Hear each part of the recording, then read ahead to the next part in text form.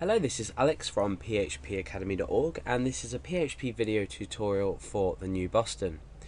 Now in this video we're going to be looking at how we can convert an email address by processing it dynamically in this index.php file, and we want to generate an image version of this text, so convert the text to graphic.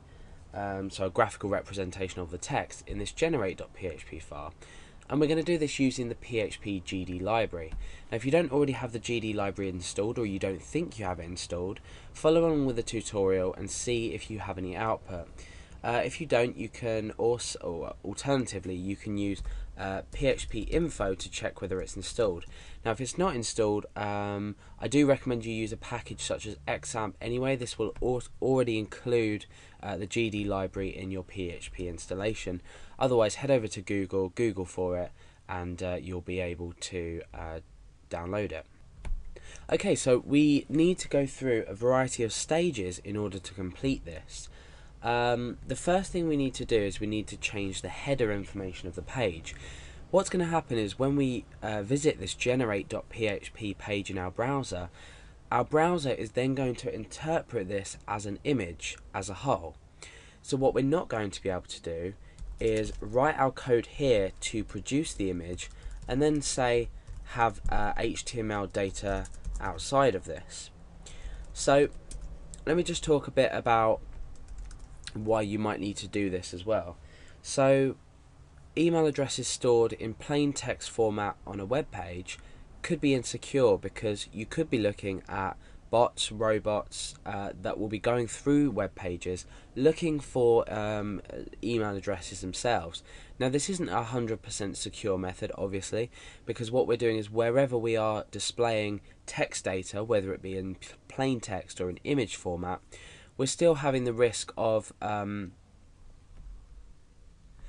bots being able to read our image data as well and process this graphical image data and convert it back to text.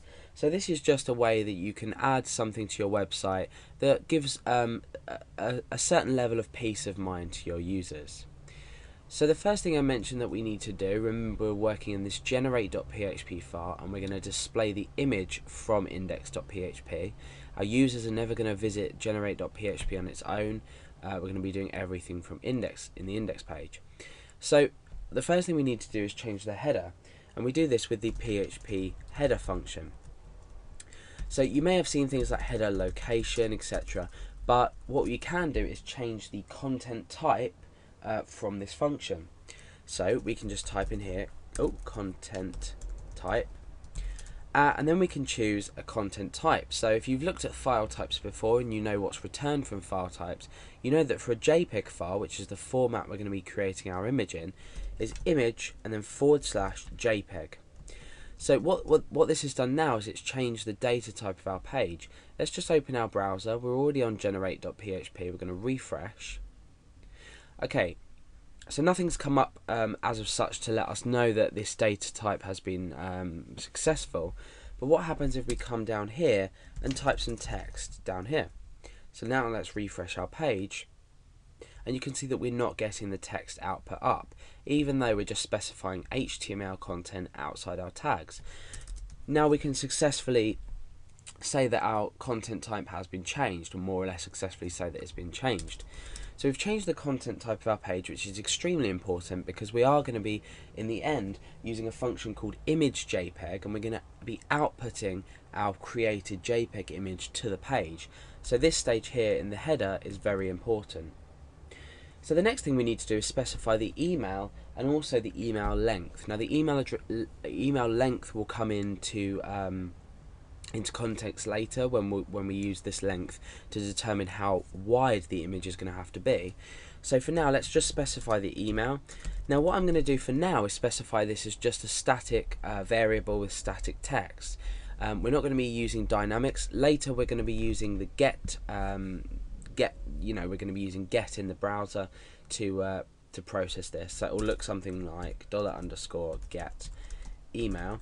But for now, just so it's easy to test as we go through our program, I'm just going to say example@example.com.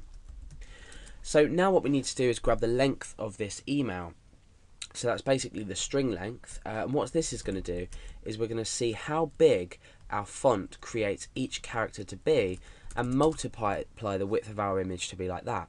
For example, if we had, let's just say we had Alex, the text we were outputting was Alex, and the width of each character was, let's say, I don't know, 5 pixels, we'd end up with a 5, 10, 15, 20, so 20 pixel in width image.